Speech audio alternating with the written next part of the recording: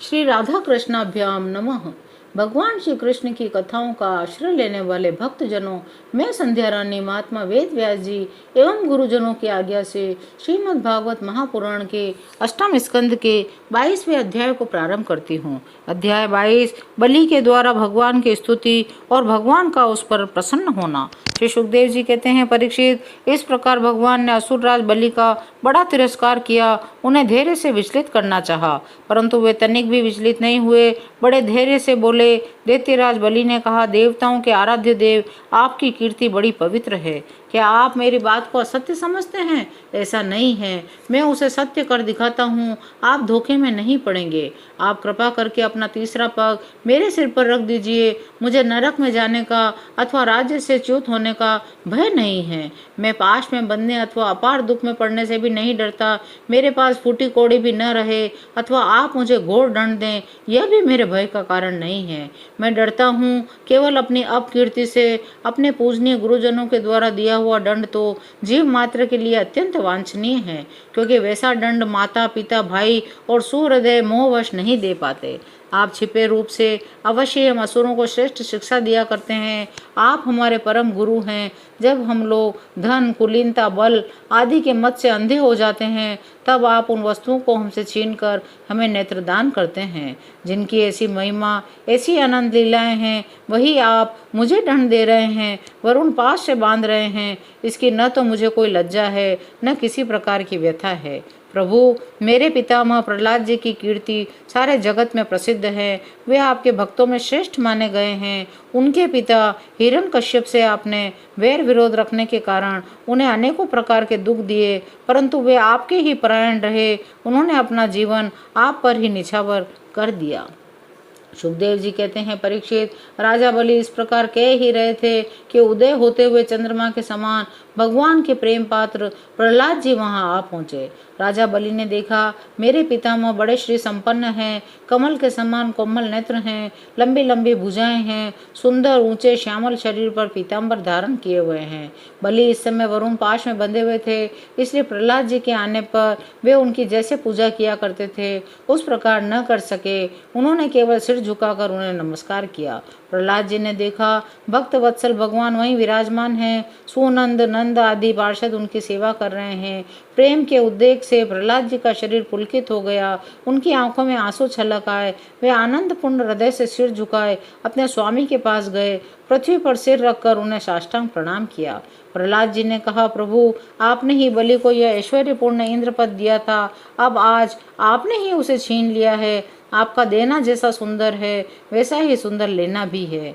मैं समझता हूँ आपने इस पर बड़ी भारी कृपा की, जो आत्मा को मोहित करने वाली राज्य लक्ष्मी से इसे अलग कर दिया। हे प्रभु, लक्ष्मी के मत से विद्वान पुरुष भी मोहित हो जाते हैं, अतः उस लक्ष्मी को छीनकर महान उपकार करने वाले समस्त जगत के महान ईश्वर, सबके हृदय में विराजमान, सबके परम साक्षी श्री नारायण देव को मैं नमस्कार करता हूँ। श्री सुखदेव जी कहते हैं, परीक्षित, प्रहलाद जी अंजलि बांधकर खड़े थे।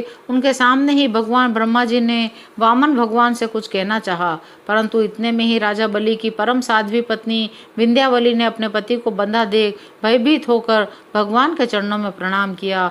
हाथ जोड़कर मुंह नीचा कर वे भगवान से बोली, प्रभु, आपने अपने क्रीड़ा के लिए ही संपूर्ण जगत की रचना की है। जो लोग कुबुद्धि हैं वे ही अपने को इसका स्वामी मानते हैं। जब आप ही इसके कर्ता, भरता और संहर्ता हैं, तब आपकी माया से मोहित होकर अपने को झूठ मूठ कर्ता मानने वाले निर्लज आपको समर्पण क्या करेंगे। ब्रह्मा जी ने कहा, समस्त प्राणियों के जीवनदाता, उनके स्वामी, जगत स्वरूप देवाधिदेव प्रभु, अब आप इसे छोड़ दीजिए। आपने इसका सर्वस्व ले लिया है, अतः अब ये दंड का पात्र नहीं है। प्रभु, जो मनुष्य सच्चे हृदय से कृपणता छोड़कर आपके चरणों में जल का अर्घ्य देता है या केवल दुर्वा दल से भी आपकी सच्ची पूजा करता है, उसे भी उत्तम गति की प्राप्ति होती है। फिर बलि ने तो बड़ी प्रसन्नता से धैर्य स्थिरता पूर्वक आपको त्रिलोकी का दान कर दिया है, तब यह दुख का भागी कैसे हो सकता है। श्री भगवान ने कहा, ब्रह्मा जी, मैं जिस पर कृपा करता हूँ उसका धन छीन लिया करता हूँ, क्योंकि जब मनुष्य धन के मत से मतवाला हो जाता है तब मेरा और लोगों का भी तिरस्कार करने लगता है। यह जीव अपने कर्मों के कारण विवश होकर अनेक योनियों में भटकता रहता है। जब कभी मेरी बड़ी कृपा से मनुष्य का शरीर प्राप्त करता है, मनुष्य योनि में जन्म लेकर यदि कुलीनता, कर्म, अवस्था, रूप, विद्या, ऐश्वर्य और धन आदि के कारण घमंड न हो जाए तो समझना चाहिए मेरी बड़ी ही कृपा है।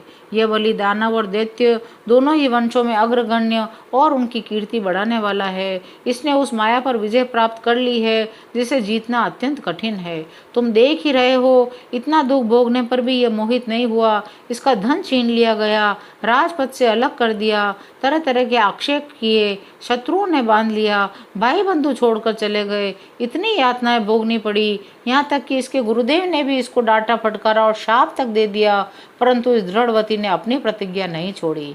मैंने इससे छल भरी बातें की, मन में छल रखकर धर्म का उपदेश किया, परंतु इस सत्यवादी ने अपना धर्म न छोड़ा। अतः मैंने इसे वह स्थान दिया है जो बड़े बड़े देवताओं को भी बड़ी कठिनाई से प्राप्त होता है। सावर्णी मनवंतर में यह मेरा परम भक्त इंद्र होगा। तब तक यह विश्वकर्मा के बनाए हुए सूतर लोक में रहे। वहाँ रहने वाले लोग मेरी कृपा दृष्टि का अनुभव करते हैं, इसलिए उन्हें शारीरिक, मानसिक रोग, थकावट, तंद्रा, बाहरी भीतरी शत्रुओं से पराजय या किसी भी प्रकार के विघ्नों का सामना नहीं करना पड़ता। तब उन्होंने बलि को संबोधित किया, महाराज इंद्रसेन, तुम्हारा कल्याण हो। अब तुम अपने भाई बंधुओं के साथ उस सूतल लोक में जाओ जिसे स्वर्ग के देवता भी चाहते रहते हैं। बड़े बड़े लोकपाल भी अब तुम्हें पराजित नहीं कर सकेंगे, दूसरों की तो बात ही क्या है। जो दैत्य तुम्हारी आज्ञा का उल्लंघन करेगा, मेरा चक्र उनके टुकड़े टुकड़े कर देगा। मैं तुम्हारे अनुचरों की और भोग सामग्री की भी सब प्रकार के विघ्नों से रक्षा करूंगा। वीर बलि, तुम मुझे वहाँ सदा सर्वदा अपने पास ही देखोगे। दानव और दैत्यों के संसर्ग से तुम्हारा जो कुछ भी आसुर भाव होगा वह मेरे प्रभाव से तुरंत दब जाएगा और नष्ट हो जाएगा। 22वां अध्याय यहीं विराम लेता है। शेष अगले अंकों में। जय श्री कृष्ण।